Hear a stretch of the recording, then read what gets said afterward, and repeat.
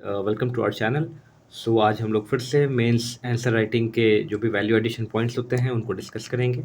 ठीक है, यहाँ पे आपके लिए करंट प्लस स्टैटिक दोनों का पोर्शन लेके आए हैं ताकि आपको ज़्यादा प्रॉब्लम नहीं हो।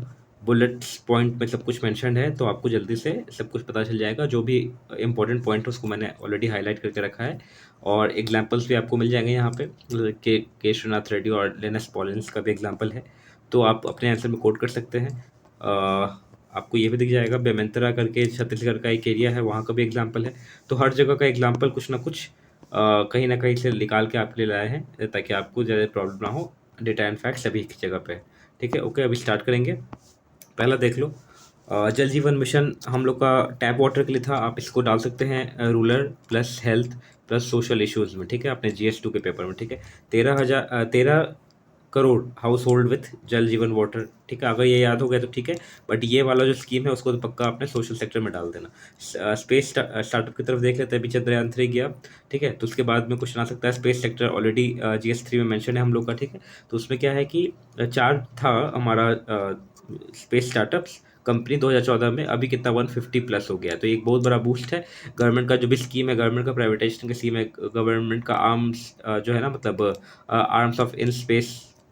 ठीक है, तो टेक्नोलॉजी ट्रांसफर R&D हो गया, उसका कोलैबोरेशन गगनयान, चंद्रयान, लूना, क्या कहते हैं, आदित्य L1। तो सभी कुछ ऐसे यहाँ पे आप देख सकते हो क्या क्या इंपॉर्टेंट है स्पेस के। ठीक है, जो हमारा स्पेशल स्टेट का दर्जा मिला और नागालैंड को किससे मिला है, 371A आर्टिकल, और मिजोरम है 371Z। ठीक है, तो जी से तो हम याद करते थे, मिजोरम जी से याद हो जाएगा। 53rd अमेंडमेंट एक्ट 1986 में ये मिला इनको। ठीक है, चलो, एशियान और इंडिया का जो अभी कॉम्प्रिहेंसिव स्ट्रैटेजिक पार्टनरशिप, ये अभी अपग्रेड हुआ है 2022 में ये स्टेटस। ठीक है, ये याद रखना, अपग्रेडेड लिख दिया मैंने यहाँ पे। एशियन का मीटिंग भी हुआ था अभी, इंडिया एशियन मीटिंग, तो उसमें आप डाल सकते हो कि Asian and India upgraded it's partnership status from मतलब कि टू कॉम्प्रिहेंसिव स्ट्रैटेजिक पार्टनरशिप। ठीक है, ईस्ट एशिया समिट हुआ हमारा। हम लोग किस पे फोकस करना है, पीपल टू पीपल टाइप पे फोकस करना है और इकोनॉमिक कोऑपरेशन पे फोकस करना है। ठीक है, अफ्रीकन यूनियन को अभी परमानेंट मेंबर इंडिया एक ट्राई कर रहा है G20 में मिलने के लिए। G20 में जैसे ही मिल जाएगा तो only 2 regional members will be there, groupings will be there, EU and AU हो जाएगा। EU हो गया यूरोपियन यूनियन और AU हो जाएगा अफ्रीकन यूनियन। अब ठीक है, तो अफ्रीकन यूनियन के बारे में आया है तो आगे देखेंगे, इसके बारे में कुछ कंटेंट निकाला गया स्टैटिक, तो वो भी आपको बता दिया जाएगा। G20 का एजेंडा क्या क्या है, तो सब जगह आप लोग पढ़े होंगे तो ये तो नॉर्मल सा हो गया, बट जितना बार रिवाइज करोगे उतना अच्छा है। इंक्लूसिव डिजिटल ट्रांजेक्शन, ठीक है, UPI भीम हमारा हो गया। रिस्पॉन्सिबल यूज ऑफ AI, इसको जरूर डालना अपने आंसर में, ये बहुत अच्छा सा स्टेटमेंट भी, रिस्पॉन्सिबल यूज ऑफ AI। ठीक है, क्लाइमेट पे बात होगा, डिजिटल टेक्नोलॉजी पे बात होगा, इंफ्रास्ट्रक्चर इन्वेस्टमेंट पे बात होगा। ठीक है, आर्टिकल 348 क्या कहता है, proceeding in Supreme Court and High Court shall be in English language until Parliament passes a law. ठीक है, अभी लैंग्वेज का इशू चल रहा है तो हम लोग को उसमें तो पॉलिटिक्स में नहीं जाना है, बट हम लोग को ये देखना है कि क्या कॉन्स्टिट्यूशन में है। तो 348 में कहा क्या क्या कहा गया है कि सुप्रीम कोर्ट और हाई कोर्ट का जो लैंग्वेज होगा वो इंग्लिश लैंग्वेज होगा until Parliament Passage the law. ठीक है, if they Passage it will be a federal issue and need article 368 amendment. ठीक है, अगर इनको करना भी है तो 368 के थ्रू जो अमेंडमेंट है वो करना होगा। ठीक है, चलो 7 तारीख के न्यूज़ में देख सकते हैं, द हिंदू से निकाला हुआ क्या क्या इंपॉर्टेंट था। आज तो 8 है, तब भी 7 और 8 दोनों करेंगे। पहला है एडिटर गिल्ड ऑफ इंडिया। इनका कंटेक्स्ट में बता देता हूँ। मणिपुर में ये लोग गए, कुछ मतलब ग्राउंड वर्क कर रहे थे, उनको मतलब रोका गया, कुछ इस तरह का था। तो उसमें यह है कि importance of media in reporting and avoiding biasness. आप इसको अपने एथिक्स के एग्जाम्पल में डाल सकते हैं। ठीक है, एडिटर गिल्ड ऑफ इंडिया। ठीक है, एशियन इंपॉर्टेंट क्यों है, इंडियाज एक्ट ईस्ट पॉलिसी। ठीक है, जो हमारा ईस्टर्न नॉर्थ ईस्टर्न स्टेट है ना, उसको कनेक्टिविटी, उसको रोड का ट्रांसपोर्टेशन, उसका ट्रेड का मतलब ट्रेड को बूस्ट करने के लिए, इकोनॉमिक टाइम्स को बूस्ट करने के लिए। उसके बाद है बॉर्डर मैनेजमेंट के लिए। ठीक है, सिक्योरिटी के लिए। ठीक है, ठीक है, तो जितना भी हमारा नॉर्थ ईस्टर्न स्टेट है उसको एक अल्टरनेटिव वे मिलना चाहिए चिकन कॉरिडोर के थ्रू। उसके वो सिर्फ नहीं हो, कुछ और भी एक वे मिलना चाहिए, जैसे मल्टी मॉडल कराधान मल्टी मॉडल प्रोजेक्ट था, वो सब के थ्रू भी हम नॉर्थ ईस्ट को कनेक्ट कर सकते हैं अदर कंट्रीज से, जिससे हम लोग ट्रेड को अपना बूस्ट कर सकते हैं। ठीक है, तो ये एक है यहाँ पे। इसका मतलब क्या होगा कि ASEAN important for India's act east policy. ठीक है, अब आ जाओ, और ईस्ट एशिया समिट क्या डिफरेंस है। एशियन तो आपको पता 10 देश की, वो 10 जो ASEAN South East Asian countries है वो लोग हैं। और ईस्ट एशिया समिट क्या हो गया, इसमें एशियन तो है, एशियन की कंट्रीज तो हैं, साथ साथ में जो कंट्रीज है उसको मार्क करना वो इंपॉर्टेंट है। ऑस्ट्रेलिया हो गया, चाइना हो गया, इंडिया हो गया। ठीक है, जापान, न्यूजीलैंड, साउथ कोरिया और रशिया और यूएस दोनों है, ठीक है। तो यहाँ पे आप देख सकते हो कितना बड़ा ग्रुपिंग है ये, ठीक है। एशियन की कंट्रीज तो हैं, चलो ठीक है। उसके बाद आप देख लो इंडिया है, इंडिया, चाइना है, ठीक है। चाइना के बाद आप समझ लो ऑस्ट्रेलिया इस तरफ हो गया, मैप के थ्रू मैं बता रहा हूँ। जापान हो गया यहाँ पे, न्यूजीलैंड हो गया, उसके बाद साउथ कोरिया जापान के ऊपर, उसके बाद रशिया और उसके तरफ यूएस है। ठीक, समझ रहे हो कितना बड़ा ग्रुपिंग है ये, ठीक है। तो इसमें आपको अगर आया, अगर रशिया और यूएस साथ में प्लेटफॉर्म कोई शेयर कर रहे हैं तो ईस्ट एशिया समिट कर रहे हैं, ठीक है। हो गया इस बात, आगे आ जाओ। अभी है सिक्योरिटी को लेके, एक यहाँ पे है सिक्योरिटी को लेके हम लोग कैसे मूव ऑन कर सकते हैं, कैसे ठीक कर सकते हैं। अभी जो सुसाइड वाला केस हुआ जादवपुर यूनिवर्सिटी में, उसमें एक इसरो के टीम मेंबर को बुलाया गया था कि आप बताओ कि क्या इसमें हम लोग सुविधा दे सकते हैं जिससे ये सब नहीं हो। उन्होंने कहा कि वीडियो एनालिटिक्स कर सकते हैं हम लोग, इमेज मैचिंग कर सकते हैं, ऑटोमेटेड टारगेट रिकॉग्निशन और रिमोट सेंसिंग। तो ये 4 पॉइंट्स है, इसको आप अपना नोट कर सकते हैं। अगर टेक्नोलॉजी बेस्ड कुछ अगर आए कि क्या हम लोग यूज़ करके ये सब चीज़ को रोक सकते हैं, ठीक है। पेप्सिको जो कंपनी है वो अपना पहला प्लांट लगाने जा रहा है आसाम में, ठीक है। अब इसको कैसे यूज़ करोगे आप, इंडस्ट्रियल का जो आता है ना वो डाल सकते हो, फिर इसमें देख सकते हो डेवलपमेंट का बात कर सकते हो, ठीक है। तो ये एक तरीका का एग्जाम्पल आपको मिल जाएगा अपने आंसर शीट में डालने के लिए, ठीक है। अभी डॉग अटैक से रेबीज वाला जो अभी गुरुग्राम में बहुत ही दुखद इंसिडेंस हुआ, उसको जस्ट मैंने डाल दिया इसको कि आप लोग भी थोड़ा बच के रहना, ठीक है। उसके बाद है फंड डिले होने के कारण ना स्कूल में तो कि स्कूल में जो मिड डे मील मिलता था वो बहुत ही मतलब नहीं मिल रहा है अच्छे से। तो ये एक तरीके का क्यों डाला है मैंने, तो आपको अगर आए कमेंट करने के लिए या फिर डिस्कस करने के लिए तो आप ये डाल सकते हो कि फंड का प्रॉब्लम के कारण भी नहीं मिलता है कभी कभी फूड, तो ये भी न्यूट्रिशन इनसिक्योरिटी का इशू हो सकता है, न्यूट्रिशनल सिक्योरिटी का इशू हो सकता है, ठीक है। चलो आ जाओ। इंडिया और भारत का जो नाम चेंज हो रहा चेंज करने का बात हुआ या जो भी भारत वाला, उसको हम लोग एक अपने यूपीएससी पर्सपेक्टिव से देखते हैं क्या है। पहला तो क्या हुआ देखो भाई, इंडिया इंडिपेंडेंस एक्ट में 1947 में पावर ट्रांसफर हुई, ये तो सबको मालूम है, ठीक है। उसके बाद क्या हुआ, इंडिया अपना जो नाम था, जैसे ब्रिटिश इंडियन एम्पायर था ना नाम, तो उसमें इंडिया अपना नाम खुद का खुद रख लिया, ठीक है, इंडिया ही रख लिया, ठीक है। इसकी वजह से क्या हुआ कि उसका जो मेंबरशिप था यूएन में, यूएन तो पहले बन गया था, उसमें जो यूएन का जो मेंबरशिप था ऑलरेडी इंडिया उसमें इनरोल्ड था, तो इंटरनेशनल मेंबरशिप उसको लेना नहीं पड़ा, जो जैसे था वैसे जो बना हुआ था वैसे। बट क्या हुआ, पाकिस्तान ने अपोज किया, पाकिस्तान ने बोला कि हम दोनों ब्रिटिश इंडिया से निकले हैं, ब्रिटिश इंडिया पैर से निकले हैं, तो name should not be India, ठीक है। उन्होंने कहा कि हम लोग अपना चेंज करें, आप भी अपना चेंज करो। तो इंडिया अपना रिटेन किया नाम, तो पाकिस्तान को क्या करना, पाकिस्तान को नया मेंबरशिप लेना पड़ा यूएन का, ठीक है, समझ रहे हो बात। तो अगर जब ये मेंबरशिप लेने जा रहा था तो अफगानिस्तान ने अपोज किया था इस चीज़ को, याद रखना ये चीज़, इस मतलब कभी ना कभी यूज़ में आ जाएगा, ध्यान में रहेगा तो पता रिमेंबर रहोगे तो अच्छा रहेगा, ठीक है।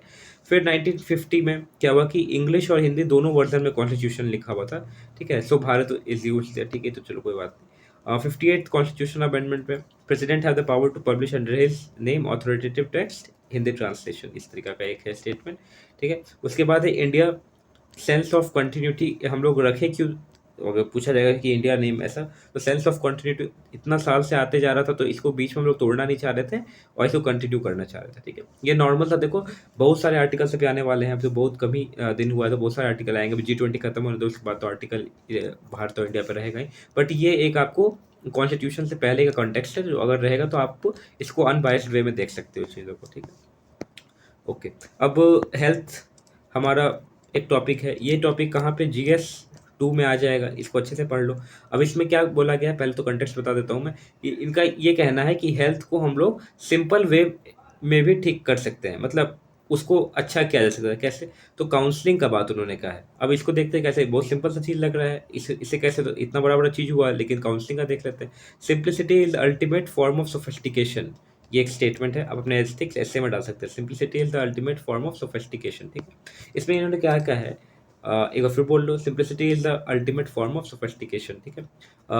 इफेक्टिव काउंसलिंग का बात किया, मॉनिटरिंग का बात किया। अभी हम लोग का क्या क्या है, क्या क्या देते हैं हम लोग न्यूट्रिशन और हेल्थ के लिए, मिड डे मील है, मंथली राशन देते हैं, पीडीएस सिस्टम है, रेडी एंड हॉट मील जो प्रोवाइड होता है वो है, हॉट कुक्ड फूड है, ठीक है, आंगनवाड़ी सिस्टम और पोषण, ठीक है।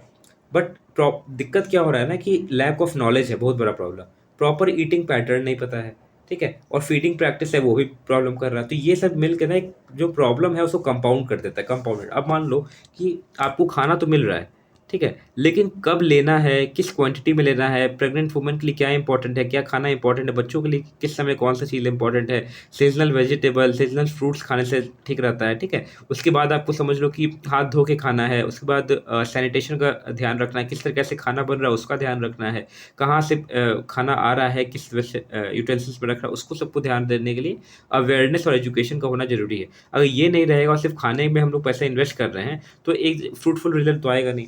ठीक है? तो उनका ये कहना है कि कंपाउंड हो जाएगा प्रॉब्लम इन केस अगर और चीज़ पे हम लोग काम नहीं किए। तो हम लोग को एक तरीके का जन आंदोलन बनाना पड़ेगा। जन आंदोलन मतलब क्या? सोशल और बिहेवियर में अपने चेंज लाना पड़ेगा, then only it can work. ठीक है? उसके बाद है न्यूट्रिशनल काउंसलिंग करने का काम है कि जैसे एनीमिया मतलब वुमेन में देखा जाता है तो उनको क्या फूड उनके लिए अच्छा रहेगा, एडोलेसेंट गर्ल्स के लिए क्या फूड अच्छा रहेगा, बच्चों के लिए क्या फूड अच्छा रहेगा और उनका न्यूट्रिशन किस वे में होना चाहिए कि ओबेस भी नहीं हो जाए और माल न्यूट्रिशन भी नहीं हो, सब proper balance diet nutrition counselling से होगा। ठीक है? प्रॉपरली ट्रेन्ड आदमी से करवाना ज़रूरी है। एक तरीका का एग्ज़ाम्पल आप केस स्टडी देख सकते हो बेमेत्रा, ठीक है? ये यहाँ छत्तीसगढ़ का है। वो वहाँ पे नक्सलाइट का इश्यू नहीं था। सिचुएशन मतलब एग्रीकल्चर रिच था वो एरिया, एग्रीकल्चर रिच है वो एरिया, बट तब भी वहाँ पे सिचुएशन सही नहीं है। मतलब अभी भी लोग हेल्थ के कारण बहुत परेशान है, हेल्दी नहीं है, माल न्यूट्रिशन है, ये सब है। ठीक है? तो क्यों ऐसा प्रॉब्लम हो रहा है? तो लैक ऑफ प्रॉपर नॉलेज ही नहीं उनके पास, फीडिंग प्रैक्टिस उतना पता नहीं है कि किस तरीके से करना है। ठीक है? तो एक अभियान था पोर्ट लाइका अभियान, यूनिसेफ ने लॉन्च किया था। ठीक है? उसमें क्या किया ना, उन्होंने 53.77% माल न्यूट्रिशन को रिमूव किया। ठीक है? तो इस चीज़ को आप कोट कर सकते हैं अपने आंसर में। ठीक है? कैसे ठीक होगा? तो बजटिंग को ठीक कर सकते हैं हम लोग, बजट को इलैबोरेट कर सकते हैं, जो लीकेज होता है उसको ठीक कर सकते हैं, कुपोषण मुक्त भारत बनाना है। ठीक है? अब और जब इश्यूज़ क्या-क्या है? पहला तो है unhealthy practice of food production. Food production का जो प्रोसेस होता है उसको हम लोग को ठीक करना है, मतलब क्या कहते हैं उसमें ऐसा कोई प्रॉब्लम ना आए, लीकेज ना आए। उसके बाद राशन जो है इधर-उधर ना बेच दो, इस तरीक़े से नहीं। जो प्रॉपर है उसको हेल्दी प्रैक्टिस अपनाना पड़ेगा। ओवरवेट और ओबेसिटी का बहुत बड़ा इश्यू है, कार्डियोवास्कुलर डिजीज़ का इश्यू आने लगा है, डायबिटीज़ का इश्यू है, कैंसर का इश्यू है। ठीक है? उसके बाद है need to understand the connection between nature, human and environment. ये जो वन वन हेल्थ वाला कंसेप्ट था उसका ही है। नेचर, ह्यूमन और एनवायरनमेंट, ये तीनों का जब भी वो रहेगा तब आपको दिक्कत नहीं आएगा। अब इसको देख लो कैसे लिख सकते हो। जैसे ये मैंने लिया, चलो एक हुआ, दो हुआ, ओके,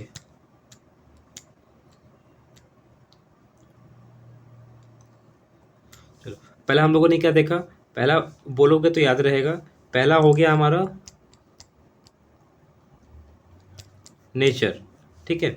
उसके बाद क्या हो गया? एक मिनट,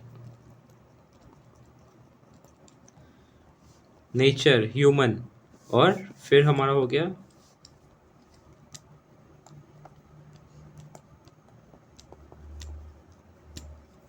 देखो, नेचर और ह्यूमन थोड़ा लग रहा है एक जैसा है, बट ऐसा कुछ है नहीं। नेचर इन द सेंस कि वो लोग बोल रहे हैं सॉरी एक मिनट, नेचर में यहाँ पे हमारा ये भी आ जाएगा, जितना ये बायोडाइवर्सिटी वाला चीज़ है ना, एनिमल, प्लांट और इन्वायरमेंट में क्लाइमेट वाला आ जाएगा। ठीक है? तो ये जब ऐसे रहेगा then we can go for one health approach. ठीक है? समझ रहे हो? तो ये हमारा यहाँ पे है। ओके, अब इसमें आप एग्जाम्पल भी डाल दोगे तो ज़्यादा अच्छा है। अभी एक बुक आया pearls to planet. Pearls to planet देखो हार्ड रहेगा, याद नहीं होगा इतना जल्दी, नया चीज़ है ना, बट इसको याद रखोगे तो हो जाएगा। तो मैं इसको क्या करूँगा ना, अभी रब मतलब इसको मैं कर देता हूँ ब्लैंक। अब बताना क्या लिखा हुआ था इसमें, सोचो, दिमाग पे जोर डालो। क्या था?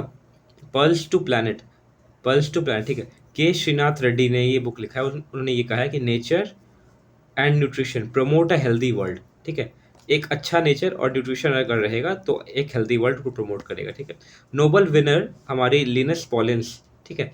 क्या है? लिनस पॉलिंस, इसको मैं हाईलाइट कर देता हूँ। लिनस पॉलिंस नोबल विनर थी। उन्होंने ये कहा है कि नोबल विनर है एक्चुअली, मेरे को पता नहीं। गुड न्यूट्रिशन अगर रहेगा तो 95% प्रॉब्लम, अगर अच्छा न्यूट्रिशन की जो भी डिजीज़ है 95% ऑलरेडी खत्म हो जाएगा अगर न्यूट्रिशन अच्छा होगा हमारे पास। ठीक है? तो आप इन दोनों को जरूर डालेंगे। पहला हम लोगों ने यहाँ देखा क्या, पहला बताओ क्या था?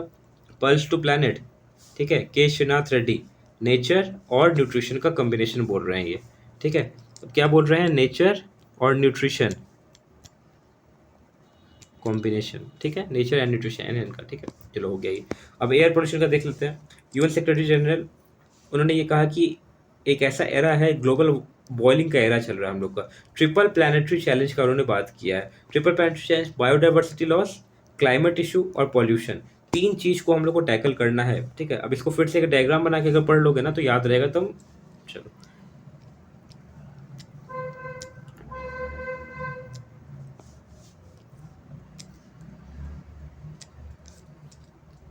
ओके। पहला सोचो, दिमाग में अगर नहीं भी याद आ रहा हो तो क्या हो सकता है पहले भाई। पहला तो हो जाएगा हमारा पॉल्यूशन पे काम करना है। पॉल्यूशन के बाद क्या हो जाएगा, उसके बाद पॉल्यूशन के बाद पॉल्यूशन पॉल्यूशन पॉल्यूशन फिर हो जाएगा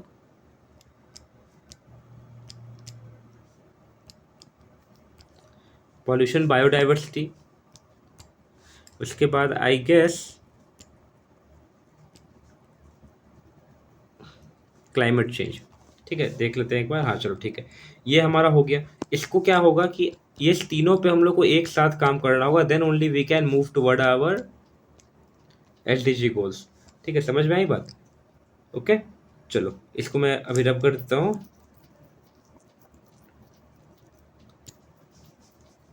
तो हमारे क्या क्या हो गए थे, एक मिनट, हाँ। तो बायोडाइवर्सिटी लॉस पे काम करना है, क्लाइमेट चेंज पे काम करना है, पॉल्यूशन पे काम करना है, ठीक है। कैंसर जो है ना, 10 मिलियन लोगों को था क्लेमिंग, कैंसर क्लेमिंग 2020 में, ठीक है। देखो कार्डियोवास्कुलर का इशू आ जाएगा, एयर पोल्यूशन की बात कर रहे हैं हम लोग। कार्डियोवास्कुलर डिजीज, रेस्पिरेटरी एलिमेंट्स, ये सब, ठीक है। इम्यूनो कॉम्प्रोमाइज इंडिविजुअल, उनको प्रॉब्लम आएगा, कैसे ठीक होगा, क्या स्टेप लिया गया है, पूसा डिकम्पोजर के बारे में आप लोगों ने सबने पढ़ा होगा। IRAI ने बनाया है, state level policies grab, GRAP वाला, ठीक है। ग्रीन वॉर रूम्स हम लोग इंक्लूड कर सकते हैं, याद रखना ये नया चीज़ है, ग्रीन वॉर रूम्स, ठीक है। उसके बाद भी बहुत कुछ है। इनोवेटिव स्टार्टअप को यूज़ कर सकते हैं, उनको कोलैबोरेशन कर सकते हैं, बायोटेक्नोलॉजी का यूज़ कर सकते हैं। यहाँ पर आप केस स्टडी लाया है सेवेल और बोगोटा। बोगोटा ये कोलंबिया में है, बोगोटा, और स्पेन में है सेविल, ठीक है। इन्होंने क्या किया कि कार फ्री जोन बनाया, ठीक है। Green spaces, smart urban designs, ठीक है। Smart urban design in the sense कि कॉन्क्रिटाइजेशन उसको नहीं करना, ठीक है। इलेक्ट्रीफाइड पब्लिक ट्रांसपोर्ट को इलेक्ट्रिफाइड किया, ठीक है। नेचर बेस्ड सॉल्यूशन पाने की कोशिश किया हम लोग, ठीक है। उसके बाद है ये बायोटेक्नोलॉजी का यूज़ किया गया है। चाइना में ई मोबिलिटी पे काम हो जा रहा है। इंडोनेशिया में कार्बन इफेक्टिव फार्मिंग कर रहे हैं, ठीक है। रिड्यूस ओपन स्ट्रॉ, मतलब थाईलैंड और वियतनाम में क्या कर रहे हैं लोग, जो स्ट्रॉ बर्निंग था उसको कम किया जा रहा है, ठीक है। उसका यूनेस्को क्या उन्होंने बोला है कि इंटरनल कार्बन टैक्स हम लोग को लगाना पड़ेगा फ्लाइट के टिकट्स पे, ठीक है।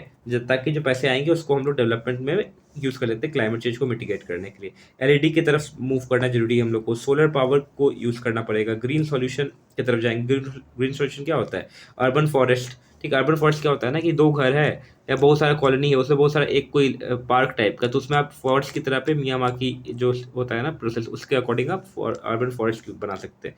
पार्क हो गया, ग्रीन कॉरिडोर कर सकते हो, ठीक है। एसडीजी में एज सच क्लीन एयर का मेंशन नहीं, बट होना चाहिए ये। 7 सितंबर को हम लोग बनाते हैं, 7 सितंबर को international day for climate clean air. अब देखो इसमें बहुत सारा इन्फॉर्मेशन है, पहले तो यहाँ से यहाँ तक। अब इसको याद करने का क्या तरीका है, अब देखो जैसे इसको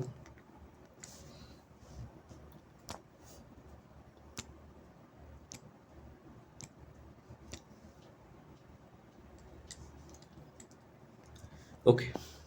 अब यहाँ हम लोग बात कर रहे हैं क्या, पहले तो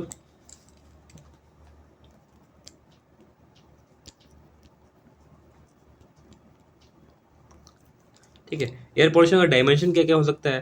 पहले तो ठीक करने के लिए हम लोग सॉरी टेक्नोलॉजी का यूज़ कर सकते हैं। फिर हम लोग नेचर बेस्ड काम कर सकते हैं, नेचर बेस्ड था नहीं, आप नेचर बेस्ड सॉल्यूशन काम कर सकते हो। उसके बाद क्या है कि डिज़ाइनिंग में काम कर सकते हैं, अर्बन डिज़ाइन में काम हो सकता है। उसके बाद क्या हो सकता है बताओ, फिर ये जो था हमारा डेवलपमेंट, बायोटेक का जो डेवलपमेंट है वो कर सकते हैं। प्रैक्टिकल थॉट हो सकता है, लोकल बेस्ड अप्रोच हो सकता है, कम्युनिटी ड्रिवन अप्रोच हो सकता है, ठीक है। तो आप हर एंगल में इसको देखोगे ना तो सॉल्यूशन का बात हो सकता है, ठीक है। चलो ये हो गया हमारा।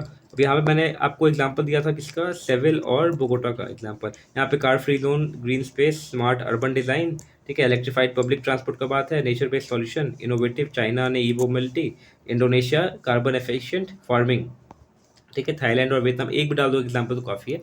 ओपन स्टॉक बर्निंग पे काम किया इन्होंने।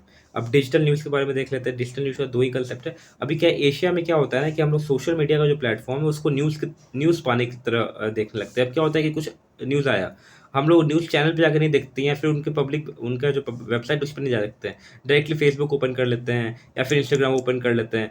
हम लोग को लगता है कहीं ना कोई तो डाला ही हो, अपने स्टोरी में डाला होगा, अपने स्टेटस में डाला होगा या अपने फीड में डाला होगा। ठीक है, तो हम लोग एशिया का न्यूज़ है, एशिया में जनरली लोग सोशल मीडिया को एज अ टूल यूज़ करते हैं न्यूज़ गैदर करने के लिए। ठीक है, बट स्कैंडिनेवियन कंट्रीज़ में ना रिलेवेंट न्यूज़ वेबसाइट पे ही भरोसा करके उस पे लोग जाते हैं देखने के लिए। इससे क्या होता है कि जो न्यूज़ चैनल का जो ट्रैफिक है, जो उनका वेबसाइट है, उस पे लोग आते हैं। ठीक है, अब इससे क्या होगा, इनको पैसा जनरेट होगा।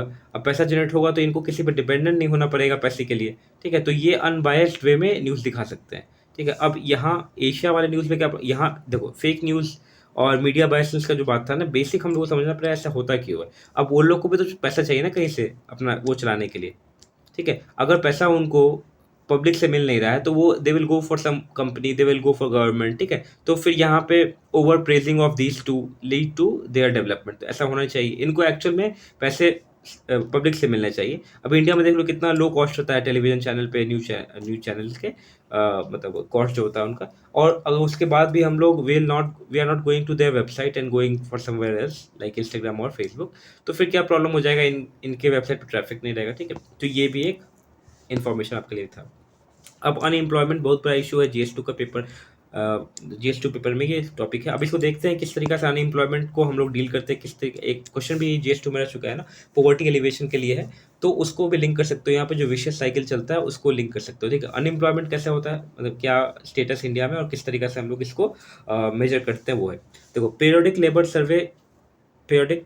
फोर्स सर्वे 2017 में निकला, अनएम्प्लॉयमेंट रेट 6.1 था। ठीक है, 2021-22 में निकला अनएम्प्लॉयमेंट समझ रहे हो ना, जिनके पास जॉब नहीं, नॉर्मल से समझो। ठीक है, 4.1% हो गया। अब लोग यहाँ बोल रहे हैं कि यार कोविड आया बीच में, सबका जॉब चला गया। ठीक है, फिर भी अनएम्प्लॉयमेंट कम हो गया। समझ रहे, एम्प्लॉयमेंट मतलब एम्प्लॉयमेंट तो अनएम्प्लॉयमेंट बढ़ना चाहिए था ना भाई, अब जॉब बचा नहीं किसी के पास, लेकिन जॉब कम मतलब कैसे हो गया ये, मतलब अनएम्प्लॉयमेंट कम कैसे हुआ, अनएम्प्लॉयमेंट ज़्यादा होना चाहिए था। ठीक है, एक तरीका का एनालॉजी है ये। अब इस पर देख लेते हैं क्या क्या किस तरीका से हम लोग यूज़ करते हैं, किस तरीका का हम लोग का लाइक प्रोसेस है इसको कैलकुलेट करने का। पहले तो आईएलओ, इंटरनेशनल लेबर ऑर्गेनाइजेशन, इसना डिफिनेशन हमको पढ़ना पड़ेगा। उनका ये कहना है कि जो लोग who are actively looking for it, उनको ही हम लोग समझेंगे कि अनएम्प्लॉयड है, या तो फिर एम्प्लॉयड है या फिर अनएम्प्लॉयड है। ठीक है, अब मान लो कि एक चार फ्रेंड है। ठीक है, चार फ्रेंड में से एक फ्रेंड जॉब कर रहा है। ठीक है, बाकी जो तीन फ्रेंड है ना यूपीएससी की तैयारी कर रहे हैं। ठीक है, तो ये फ्रेंड का ना जॉब चला गया। ठीक है, अब ये क्या कर रहा है कि यूपीएससी की तैयारी भी कर रहा है, साथ साथ जॉब भी ढूंढ रहा है ये। ठीक है, और एक साल बाद उसको जॉब लग गया यहाँ पे, तो इसको हम लोग कहेंगे एम्प्लॉयड। और ये जो हैं तीन लोग जो अभी जॉब नहीं ढूंढ रहे हैं, they are not looking for job, वो सिर्फ तैयारी कर रहे हैं अपना एग्जाम के लिए, स्टूडेंट एज अ स्टूडेंट तैयारी कर रहे हैं, they will not be considered as unemployed. ठीक है, ऐसा है। जो लोग ढूंढ रहे होंगे, ऐसे ये यहाँ पे बच्चा ढूंढ रहा था ना जॉब, तो ये उस वक्त के लिए अनएम्प्लॉयड था ये। ठीक है, hope I am clear with this thing. ठीक है, तो यही समझना कि जो लोग नहीं ढूंढ रहे हैं जॉब, जैसे अभी आप लोग तैयारी कर रहे हैं तो जॉब नहीं ढूंढ रहे हैं, तो we will not be considered as unemployed. ठीक है, अब अनएम्प्लॉयमेंट जो रेट है या एम्प्लॉयमेंट जो रेट है वो किस पे डिपेंड होगा, तो जो कंट्री है हमारा, ठीक है, अब उस कंट्री के लाइक जो लोकेशन है उस पर डिफाइंड होगा, उस कंट्री का जो मार्केट का नेचर उस पर डिफाइंड होगा। अब यूएस में ज़्यादातर फॉर्मल वर्क है, इंडिया में इनफॉर्मल वर्क है। फॉर्मल इनफॉर्मल मतलब क्या, ये लोग रजिस्टर्ड होते हैं, इनको जो भी ग्रेजुटी उनके तरफ से जो होता होगा वो सब इनको मिलता होगा, बेनिफिट्स मिलता होगा। हमारे इंडिया में ऐसा इनफॉर्मल वर्क बहुत है। ठीक है, ऐसा नहीं है कि अनएम्प्लॉयमेंट और जॉबलेसनेस सिनोनिम्स है, आपको मैंने ये स्टेटमेंट बता दिया था अभी। ठीक है, अब not looking for job will not be consider unemployed, ये बता दिया मैंने। अभी क्या होता है, लोअर क्यों हुआ, 4.1% पे क्यों आ गया ये समझना होगा। Many people left the labour force only, मतलब लेबर फोर्स, अब लेबर फोर्स को समझते हैं क्या है। अब देख लो, जैसे कोविड में आप सभी ने देखा कि सब कोई माइग्रेंट्स लोग घर आना शुरू किए। ठीक है, उनका जॉब जो सिटी में था जॉब चला गया, अब ये लोग अपने घर आए, यहाँ पे खेत था इनका, अब इसी में लोग काम करना शुरू कर दिए। ठीक है, काम कर रहे थे तो फिर लोग वापस गए नहीं। ठीक है, बहुत मुश्किल से गए, जो लेबर क्या कहते हैं, यहाँ पे भी पंजाब में भी फसल काटने के लिए बहुत प्रॉब्लम हो रहा था, उन लोग को जा नहीं पा रहे थे। तो क्या हुआ कि ये लोग एक्टिवली सर्च नहीं कर रहे हैं। ठीक है, जॉब को तो सर्च करने, ये लोग अभी लेबर फोर्स के अंदर इंक्लूडेड नहीं है, ठीक है। तो इसकी वजह से क्या होगा ना कि अब जैसे यहाँ पे 40 लोग थे, ठीक है, 40 मतलब 100 लोग का एग्जाम्पल ले लो आप, 100 लोग अनएम्प्लॉयड थे, ठीक है, 100 लोग में से 40 लोग घर आए तो बचे 60 लोग, ठीक है। तो 60 लोग क्या हो रहे थे, 60 लोग जॉब अभी ढूंढ रहे हैं, बट 40 लोग यहाँ पे सेटल हो गए, अपना एग्रीकल्चर कर रहे हैं या फिर कोई भी सबसिस्टेंस काम कर रहे हैं। तो जो 60 लोग बचे उनको ही हम लोग कहें कि अनएम्प्लॉयड है। पहले 100 वर्ड थे, बट अब सिर्फ 60 लोग हैं। 40 लोग कहीं अपना इनफॉर्मल वर्क में लग गए, तो लेबर फोर्स का पार्टिसिपेशन जो है ना वो कम हो गया, ठीक है। अभी डेवलपिंग कंट्रीज जैसे एज इन इंडिया क्या प्रॉब्लम है, पहले हम लोग को ये समझना पड़ेगा कि हम लोग के अनएम्प्लॉयमेंट इतना कम क्यों है। पहले समझ लो कि बहुत सोशल नॉर्म्स है हम लोग क्या, सोशल नॉर्म्स मतलब कि हमारा बेटा तो यही करेगा, हमारा बेटा मीनियल काम नहीं कर सकता, हमारा बेटा मैकडोनल्ड्स में स्टाफ वाला काम नहीं कर सकता है। बहुत लोग तो ये भी बोलते हैं कि I will not send my girl for air hostess, वो तो लाइक रेस्टोरेंट वाला काम होता है, मतलब इस तरीके का, मतलब वो नहीं होता है कि उनका प्लेट उठा रहे हो इस तरह का। बहुत सोशल नॉर्म है हमारे यहाँ कि हमारे खानदान में सबको यही किया था, तुम ये बनोगे, you will not go for music, you will not go for art and culture, ठीक है। तो सोशल नॉर्म्स डेवलपिंग कंट्रीज में, ठीक है। अब ऐसा तो है नहीं कि सिर्फ सोशल नॉर्म हमारे यहाँ है, डेवलप कंट्रीज में भी होगा, बट वहाँ का एक्चुअल में प्रोग्रेस है। मतलब अब आप देखोगे कि इंडियन जो भी जाते हैं वहाँ पे, जनरली वो लोग अपने कुछ खाली समय में कहीं काम करने लगते हैं। कोई कोई मैकडोनल्ड्स पे काम करता है, कोई कोई शॉप में काम करता है, अगर same cheese you can't do here, ये वो आने लगता है, क्या क्या कहेंगे लोग, समझ रहे हो। तो ये सोशल नॉर्म की वजह से भी जॉब सर्च में जो होता है अनएम्प्लॉयमेंट पे, वो एक बहुत बड़ा फैक्टर है। तो आप जब भी लिखोगे अनएम्प्लॉयमेंट को, सिर्फ ये नहीं देखना है कि जॉब क्रिएशन कम है, पीपल का स्किल कम है, उसके बाद मार्केट का डिपेंडेंसी डिपेंडेंसी इशू हो रहा है, मार्केट में अभी इन्फ्लेशन है, ठीक है। ये सब के अलावा भी आप कल्चर को और मतलब जो नॉर्मल एस्पेक्ट है ना, जैसे सोशल नॉर्म्स हो गया हमारा, वुमेन को क्या प्रॉब्लम है, वो वर्क प्लेस इशू आप डाल सकते हो, फार डिस्टेंस डाल सकते हो, माइग्रेशन डाल सकते हो, प्रॉपर लॉ एंड ऑर्डर डाल सकते हो। तो ये सब भी आप डालोगे तो सही रहेगा, डायमेंशन जितना ओपन होगा ज़्यादा अच्छा रहेगा, ठीक है। अब क्या है, women need job near by, उनका है कि उनको ये लगता है कि जल्दी मतलब बगल में जॉब मिल जाएगा तो सही रहेगा, रात में लौटते वक्त, या फिर उनको ज़्यादा प्रॉब्लम नहीं आएगा। ये भी सही है, ये भी ठीक है। तो ये इसके पीछे क्या हो गया, इनका कंसर्न क्या हो गया, सिक्योरिटी का कंसर्न है। अगर ये ठीक हो जाएगा तब भी जॉब में थोड़ा सुधार आ सकता है, लोग अनएम्प्लॉयड नहीं रहेंगे। अब मैरिड वुमेन को अलाउड नहीं है, जनरली उनको अलाउड नहीं कि हम तो कमा ही रहे हैं। अब एक और ट्रेंड था, पहले क्या होता था ना कि जैसे घर का इनकम ओनली 40,000 था, ठीक है। तो हस्बैंड या फिर उनके जो ये होता है ना, सास ससुर कहते हैं ना, तो वो भी बोलते थे कि ठीक है बेटी को भी काम, जो बहू है उसको भी काम करवा दो, कोई प्रॉब्लम नहीं है, ठीक है। लेकिन जैसे ही उस आदमी का घर का इनकम मिला के हो गया 1 लाख के ऊपर, ठीक है, अब आराम से 20-30 हज़ार में घर चल जाता है, पैसे भी बच जाते हैं, फिर कोई प्रॉब्लम ही नहीं है, बहुत अच्छा लग्जरी लाइफ हो रहा है। तो ये बोलेगा अब तुमको काम करने की क्या जरूरत है, पैसे तो आ गए ऑलरेडी, ठीक है। तो यहाँ पे प्रॉब्लम आ जाता है, married women not allowed, not search, इस तरीके से लोअर्ड अनएम्प्लॉयमेंट, ठीक है, समझ जाओगे। उसके बाद क्या है कि एक और चीज़ है, एनएसएसओ का क्या था कि 33% रूरल में और 28% अर्बन में वुमेन वांट्स टू वर्क, ठीक है, इफ मेड अवेलेबल, अगर उनको मिल जाए तो काम करेंगी वो, ठीक है। तो ऐसा है। फिर हमारे यहाँ का जॉब का नेचर बहुत इनफॉर्मल है, कैजुअल जॉब है, ठीक है, समझ रहे हो बात। Unemployment rate will be lowered, कैसे हो गया लोअर्ड भाई, पहला तो होगा कि सर्च ही नहीं कर रहे हैं जॉब, सिर्फ 40 लोग सर्च, 40 लोग रह गए, 60 लोग सर्च कर रहे हैं। उसके बाद है कि not creating enough job in market, ये भी एक रीज़न है जो लोअर कर देगा जॉब के, मतलब आपको अनएम्प्लॉयमेंट का रेट कम दिखेगा। उसके बाद है कैसे हम लोग कैलकुलेट करते हैं भाई, तो दो मेथड है, एक यूपीएसएस मेथड है, एक सीडब्ल्यूएस मेथड है। सीडब्ल्यूएस मतलब क्या होगा, करंट वीकली स्टेटस, और यूपीएसएस मतलब क्या होगा, usual principal and subsidiary status. तो ये वाला जो है यूजुअल प्रिंसिपल, वो लॉन्ग टर्म का है, ठीक है, वो प्रीवियस है वो लेके देखता है, इतना डिटेल्स में ले जाना, आप दो मेथड लिख सकते हो, काम हो जाएगा। Current weekly status shorter reference को देखता है, मतलब कोई 1 घंटा भी काम किया होगा एक पास्ट वीक में, उसका भी काम हो जाएगा, ठीक है। ऐसे कैलकुलेट करने का मेथड है, इसमें ज़्यादा डीप नहीं जाना है। चलो, उसके बाद एक और चीज़ है कि why unemployment rate is lower in rural area. सुन के थोड़ा लगता होगा कि रूरल एरिया में अनएम्प्लॉयमेंट रेट कम है, मतलब वहाँ पे लोग ज़्यादा एम्प्लॉयड है, ऐसा क्यों। पहला तो हो गया कि greater probability of finding work, ठीक है, बहुत सारा एग्रीकल्चर फील्ड है, तो वहाँ पे मिल जाता है आसानी से काम, कुछ लेबर का काम मिल गया, कुछ फिर मजदूर का काम मिल गया, समझ रहे हो। तो वहाँ पे ऊपर से लोग स्किल्ड को उतना देखते नहीं है, ठीक है, मैनुअल वर्क है, आप करके निकल जाओ, ठीक है। As compare to urban area, greater probability of finding work in the rural sector, पहला तो ये है, ठीक है। Hope I am clear. अब आ जाओ, ये एक आर्टिकल हमारे प्रधानमंत्री जी का वो आया था, लाइक आर्टिकल था G20 पे लेके। तो ये सब कुछ कुछ स्टेटमेंट है जो इंडिया कर रही है, ठीक है, क्या क्या होना चाहिए, ये कुछ है जो हम लोग को काम करना है, किस तरफ हम लोग मूव कर रहे हैं, और ये हमारा इंडिया का आउटलुक है। देखो अच्छे से 3 कॉलम में आपको सब कुछ एक्सप्लेंड है, और इससे ही पॉइंट आप डाल दोगे अपने मेंस के। 3-4 क्वेश्चन में तो पॉइंट जरूर डाला जाएगा। अब देखो कैसे कैसे डालना है। वसुदेव कुटुंबकम सबको मालूम है, डाल दोगे। World is one family, ethics ऐसे में डाला जाएगा ये, ठीक है। ग्लोबल साउथ को बात हम लोग कर रहे हैं, सबको पता है, बहुत दिन से बात हो रहा है। ग्लोबल साउथ को बात हो रहा है, अफ्रीकन यूनियन का बात हो रहा है, 2 चीज। चलो, largest participation of African countries, ठीक है, inclusion of African union in G20, तो बात हो गया हम लोग का, ठीक है। Challenges across domains are interlinked, ये भी बात है कि ऐसा एक पर्टिकुलर इशू में जैसे सिक्योरिटी है, security is also linked with environment, environment is also linked with economy, economy is also linked with political, political is also linked with geopolitical issues, political issue is also linked with election at local level, ठीक है। तो ये सभी interlinked हो गया है just because globalisation है।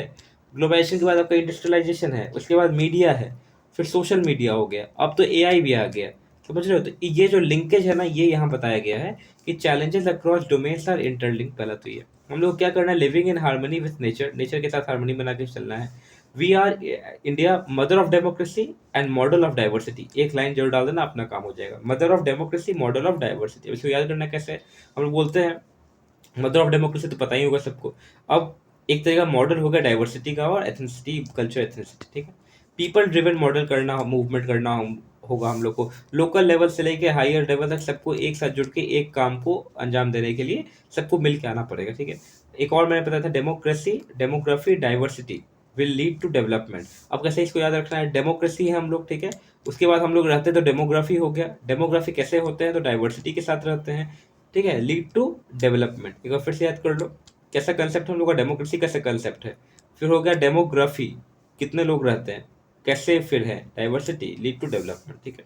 Collaboration eight global level पर हम लोग कोलैबोरेशन करना होगा, ठीक है। अब आ जाओ, पहला तो ह्यूमन सेंट्रिक अप्रोच, ठीक है, शेयर्ड फ्यूचर, ठीक है, post pandemic world order has change. अब इनका ये कहना है कि कोल्ड वॉर के बाद एक ऑर्डर चेंज हुआ था, USSR ब्रेक हुआ, ऐसे वैसे, ठीक है, लोग अलाइन हुए, वेस्ट की तरफ अलाइन हुए, कोई ईस्ट की तरफ अलाइन हुए। अब same thing has happened after post pandemic, pandemic, Covid pandemic के बाद भी बहुत लोग का जो स्टेटस था, पॉलिटिकल स्टेटस, वो बहुत चेंज हुआ। अब देखो जैसे बहुत वेस्टर्न कंट्रीज को डर था कि वैक्सीन सबको दे पाएंगे कि कैसे नहीं दे पाएंगे। इंडिया एक ग्लोबल प्लेयर की तरह उभर के आया, सबको सप्लाई अपने देश में भी लगाया, सबको फास्टेस्ट, और बांटे भी हम लोग, ठीक है। तो post pandemic world order has change. अभी हम लोग करना क्या है, नीड भी देखना पड़ेगा। पहले तो है GDP से फोकस थोड़ा हटा के ह्यूमन सेंट्रिक डेवलपमेंट पे हम लोग काम करना पड़ेगा। इंक्लूसिव GDP जो कहते हैं ना, कि आपको ह्यूमन का भी जो डेवलपमेंट होता है उस पर भी काम करने का जरूरत है। उसके बाद है importance of resilience and reliable global supply chain को बूस्ट करने का बात है, ठीक है। अभी आप देख सकते हैं ब्लैक सी ग्रेन इनिशिएटिव इशू चल रहा है यूक्रेन और रशिया में, उसको अगर बूस्ट रहता तो प्रॉब्लम नहीं आता, प्राइस लोअर रहता हम लोग का, ठीक है। फूड सिक्योरिटी का इशू नहीं, फूड सिक्योरिटी ठीक रहता। क्या हो गया, resilience and reliable global supply chain, ठीक है।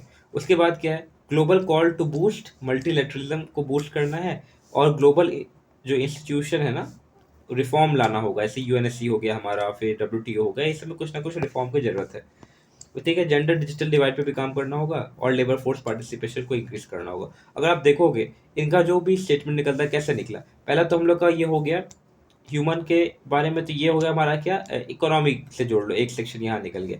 उसके बाद ये आ गया तो आपका सप्लाई चेन, तो कॉमर्स हो गया। उसके बाद ये इंफॉर्मेशन वाला आया, तो ये हो गया ट्रेड वाला, निकाल दिया यहाँ से। जेंडर डिवाइड ये हो गया, सोशल इश्यूज को देखा हम लोगों ने, देख रहे हो, ये एम्प्लॉयमेंट का होगा। तो इस तरीके से हम लोग को भी देखना होगा।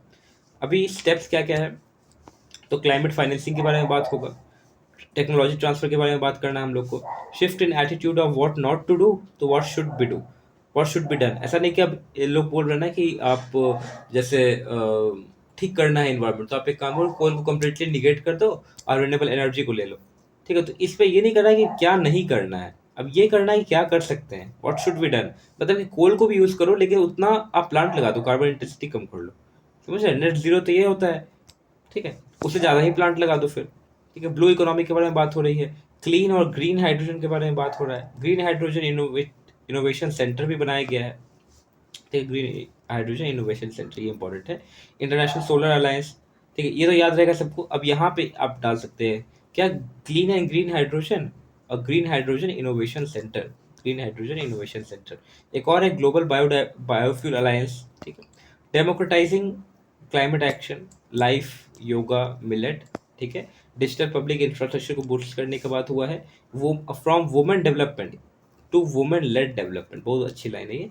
आप पहले बोलते थे कि वुमेन का डेवलपमेंट हमको करना है, ठीक है, अब ऐसा नहीं, अब वुमेन का डेवलपमेंट नहीं, वुमेन लेड डेवलपमेंट, कि वुमेन लोग आगे आके डेवलपमेंट में हिस्सा लें, ठीक है। यहाँ पे इंपॉर्टेंट हमारे के लिए क्या क्या है, पहले तो women led development, green hydrogen innovation centre, फिर है clean air clean sorry clean and green hydrogen, ये हम लोगों ने बात किया, ब्लू इकोनॉमी बात किया, लाइफ योगा मिलेट, ठीक, चलो फाइन, ओके फाइनली। सो आज हम लोग 8 तारीख वाले पे हैं, 1 मिनट, तो एक काम करता हूँ मैं, न्यू वीडियो बना देता हूँ इसके लिए आप लोग के लिए, ओके, चलो थैंक यू सो मच।